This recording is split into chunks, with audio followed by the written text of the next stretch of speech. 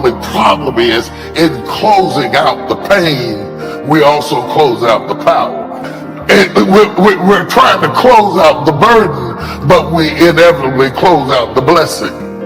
In fact, that's why the enemy allows us to go through failure, so we'll shut down our womb, close our possibilities, live in a vacuum, isolate ourselves to protect ourselves so that nothing gets out, but nothing gets in.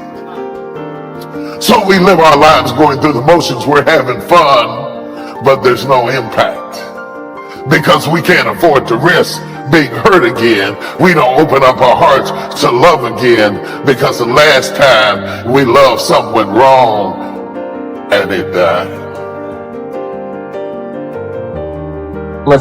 Of the future clear for yourself. All of the values of life that you could possibly want. And be serious about it. I promise you it's an easy price to pay. Anybody can pay it. And the best advice I can give you is if I can do it, you can do it. Farm boy from Idaho, raised in obscurity. I changed my life, turned it upside down, turned it all around, found economics, found future, found promise. And if I can do it, you can do it. So, start setting your goals and see if you can't get a better excitement going for the things you want to accomplish for the future. One of the major reasons for setting goals is for what they make of you in achieving them. My teacher advised me when I first got started at age 25, he said, "Jim, why don't you set a goal to become a millionaire? I'm here to help you." And he said, "Here's why. For what it will make of you to achieve it." I'm telling you, that statement changed my life. Set the kind of goals that will make something of you to achieve it. He said, now, once you become a millionaire, what's important is not the money. It isn't important. He said, you could just give the money away. Now, I did better than that. I lost it all. By the time I was 31, I was a millionaire. By the time I was 33, I was broke. But when I lost all my money, guess what? I found out Mr. Shelf was right. What was valuable was not the money. What was valuable was what I became to earn the money. The skills I had, the knowledge I had about the marketplace, the values that I had going for me. They were more valuable than the money. And here's an important statement to remember. It's not what you get that makes you valuable. It's what you become. So part of the key here is to set the kind of goals that will make something of you. Don't set them too low so that you don't have to grow and you don't have to read and you don't have to try and you don't have to stretch. Don't set them too low. And then don't sell out. Don't go for something that's going to cost you your virtue or cost you your values or sell out your principles. There's a good middle road here to follow. Goals that will inspire. Goals that will help you grow, change, develop, and become better than you. Now here's my third subject, and that's called financial independence. Become rich by 40, 35 if you're extra bright, much sooner if you find an opportunity like I did. I like the phrase financial independence. I think it's every person's heritage here, especially in America, to become financially independent. Now let me give you my definition of financial independence. Financial independence is the ability to live from the income of your own personal resources. Now it depends on how you want to live. If you need $2,000, $3,000 a month, if you need $4,000 or $5,000 a month, if you need $10,000 a month, some people may need, $100,000 a month. But whatever you would need to live, and you could earn that living from the income of your own personal resources, that's what I call financial freedom, financial independence. And let me show you how to acquire. If you start at age 15, between ages 15 and 35 is 20 years. 20 years, in my opinion, is enough time to become financially independent. If you're not, you don't live in the wrong country.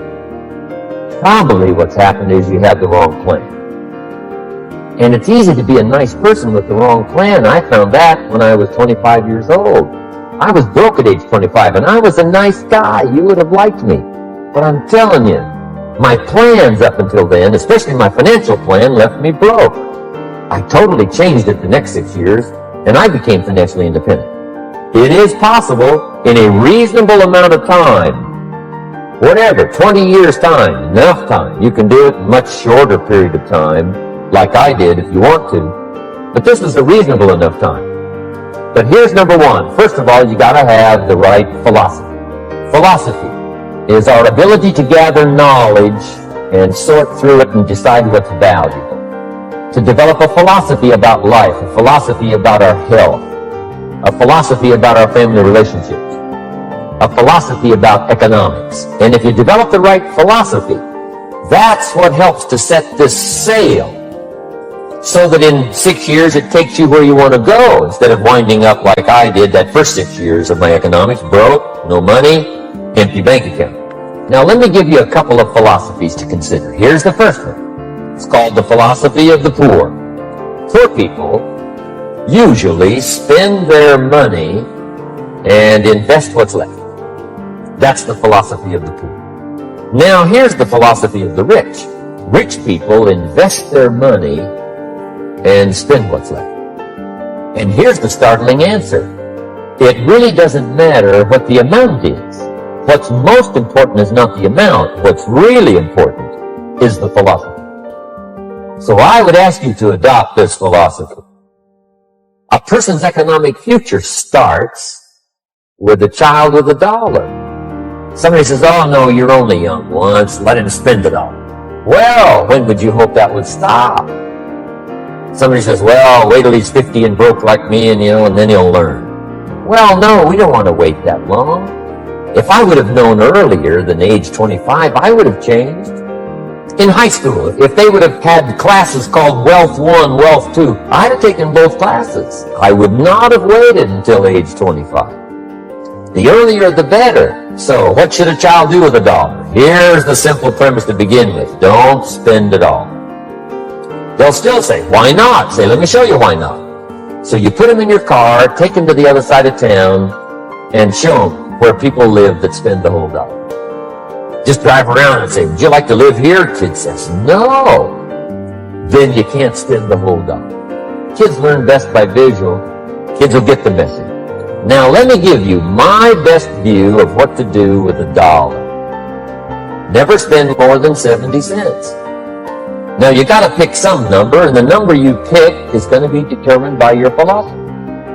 It's going to be determined by what you've been taught or your experience teaching yourself. When I first met my teacher, Mr. Shoff, I was at about 110% of each dollar.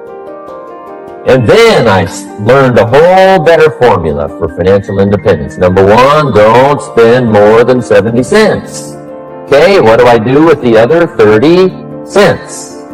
10 cents for charity or church, or helping people that can't help themselves.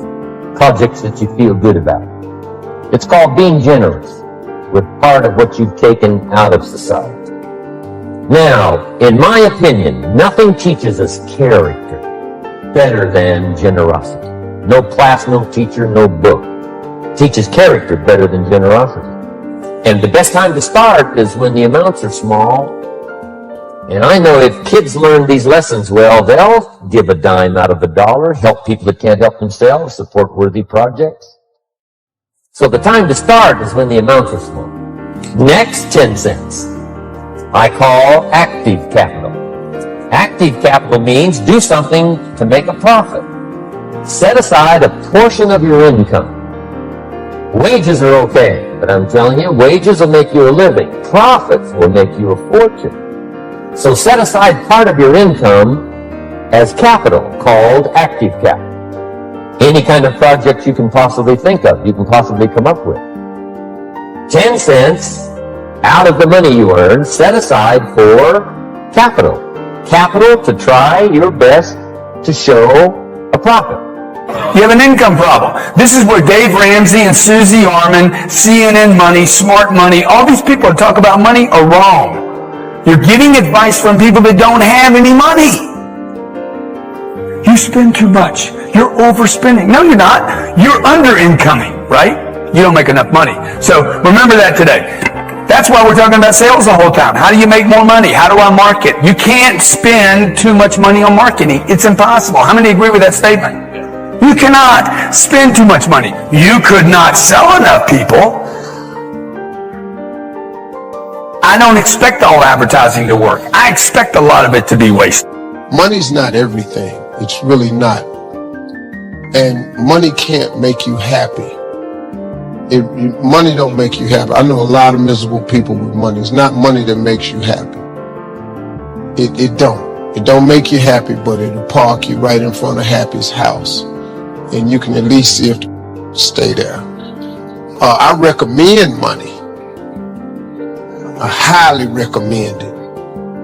And anybody that told you that money, different about money, is because they don't have none. But you got to quit listening to people that ain't got money tell you about money.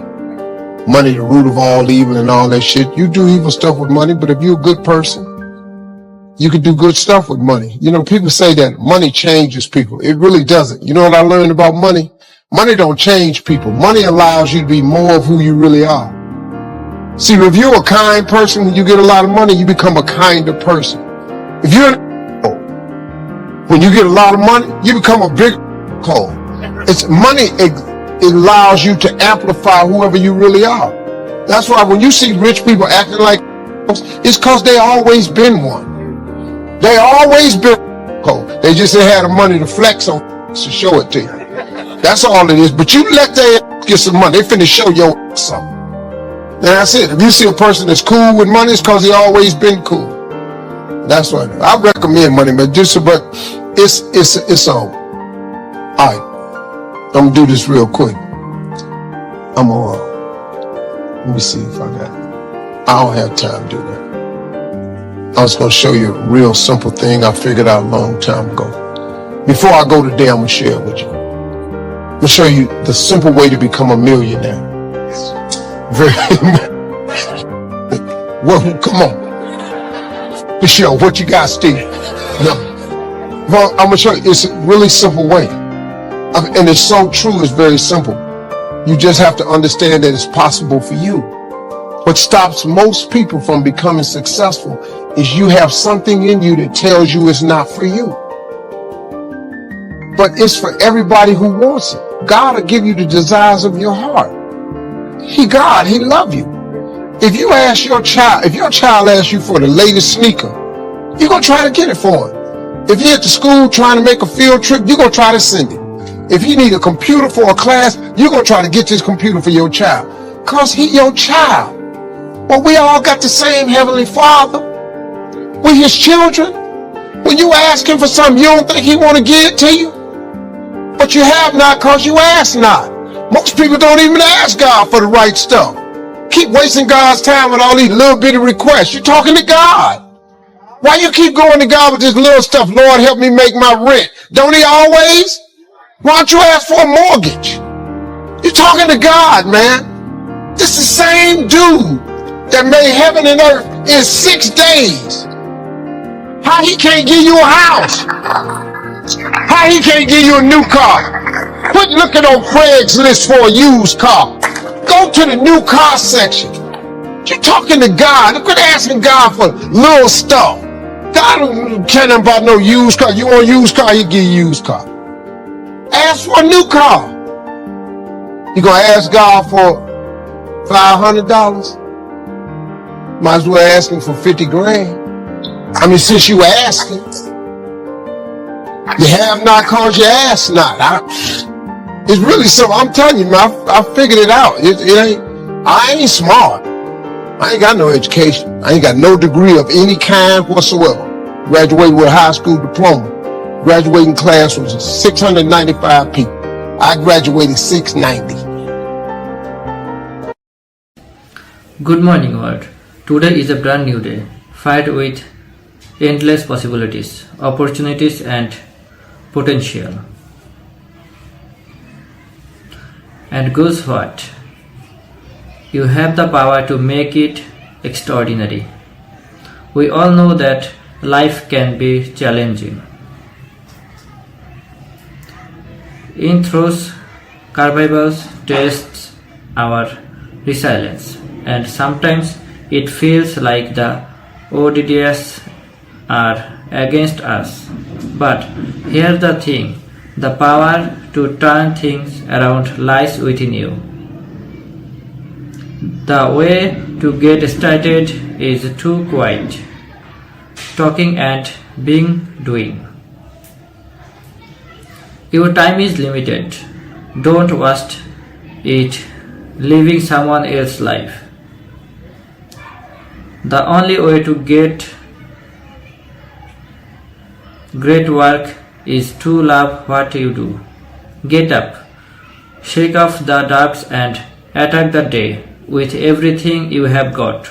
It's time to embrace the challenges, learn from the setbacks and use them as stepping stones to your success.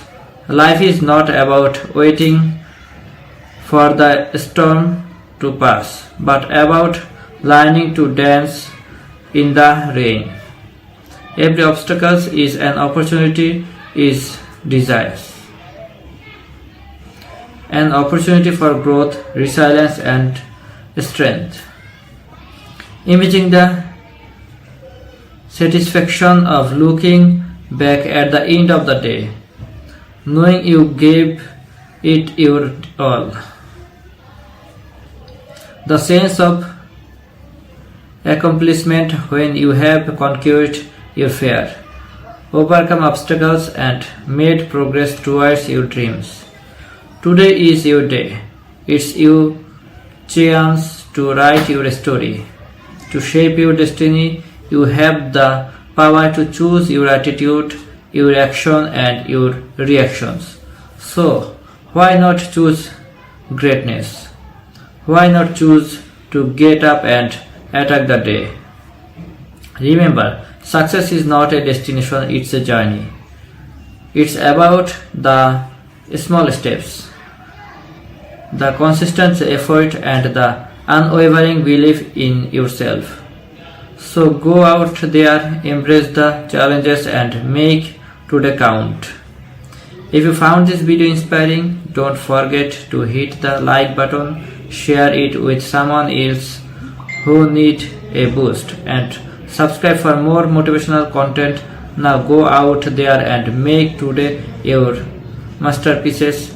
Get up and attack the day.